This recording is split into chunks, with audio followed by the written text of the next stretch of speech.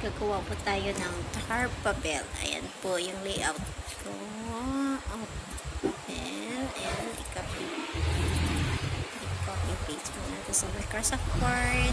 Ayan, punta po tayo ng layout. Arrange po muna natin.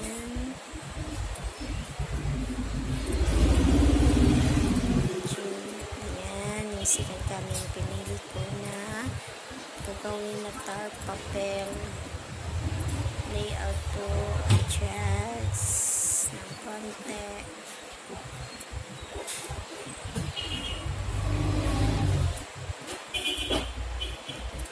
Then i-print po natin. Ayan, magpili po tayo ng size. Ito ba ito yung napili ko? Okay. Then wait po natin sa printer. Lalabas na yan. Ayan.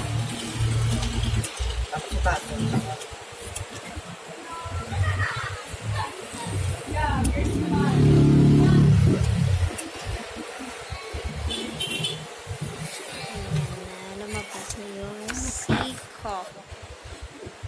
Isa pa lang. And then wait po natin ang ikalawa. Ito ba ito kasi napili ko? Bali, apat na paper yung magagamit. Ayan. Dalawa na.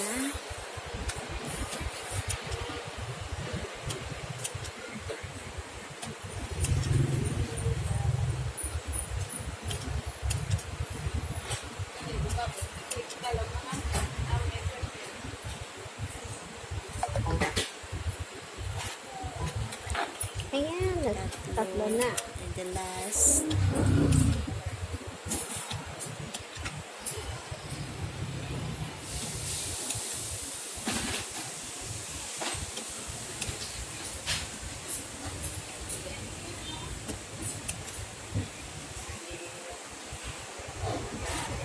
Okay. Ito na yung purple pill, yung pinaprint ko kanina. Okay. Idugtong-dugtongin po natin. Yan ito. Ayan. Kalimutan ko eh.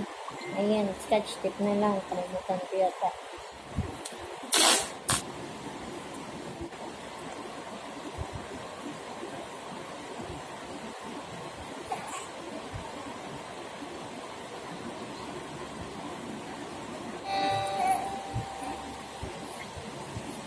Nahihirap talaga kapag scotch tape. Take a wait, baby.